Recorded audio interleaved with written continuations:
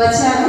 ఈ పరాభవనామ సంవత్సరంలో కూడా నేను చేయబోయే ప్రాజెక్టు ఎడారి గాథ అనే నవల మొదలు పెట్టాను.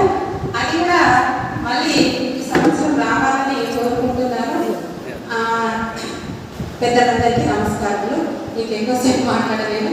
శీర్షిక ఆయి ముచ్చట్లు యాదిలో.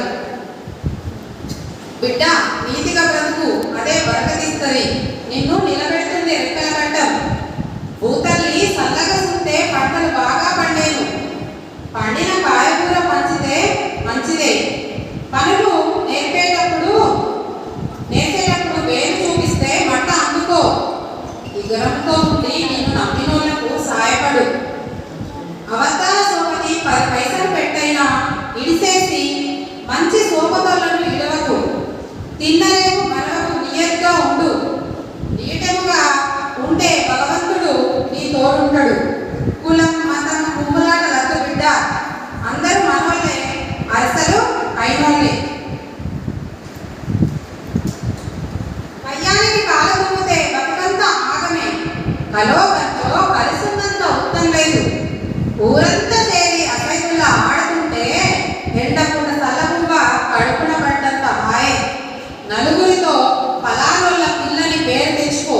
ఎల్లాకాలం బతకరాలేమో 400 అంగడిని. ఆయన్ని ముచ్చట్ని మరవేయకుంటుని కాలం ఎదుగకపోతే ఆయనతో ఇంకా ముచ్చట పెడతా. ఆ రాత లేక ఆయన ముచ్చట్లు యాదిలో. ఈ అవకాశం ఇచ్చిన పెద్దలందరికీ నమస్కారములు. అయితే గంగాధరం గారి పుస్తకము జాతీయ పురస్కారాన్ని కూడా ఆవిష్కరించిన 15 రోజుల్లోనే అందుకుంది. అంటే నాకు ఈ బోధన కవి సమయంలో బాగా కలిసి వచ్చింది విశ్వాసనామ సంవత్సరంలో. అలాగే పరమనామ సంవత్సరంలో నేను అనుకున్న నవల మంచి పొజిషన్ అంటే అది కూడా ఆవిష్కరణ జరగాలని కోరుకుంటున్నాను.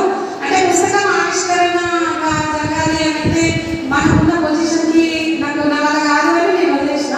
నా స్నేహితుడు ఆనంద్ అని చెప్పి నాతో స్కూల్లో చదువుతున్నారు కవితలను చూసి ఇవన్నీ ఒక పుస్తకంగా తీసుకొస్తే బాగుంటుంది అని చెప్పి అతను ముందుకు వచ్చి పుస్తక ముద్రణ చేయించాడు. అట్లా మోర్తాడ పేరు మళ్ళీ అంటే నా వారి ఇక్కడ వినబడడం మాకు మోర్తాడ కానీ అందరికీ సిరిసినహ కృష్ణమాచార్య గుర్తొస్తారు శతావధాని.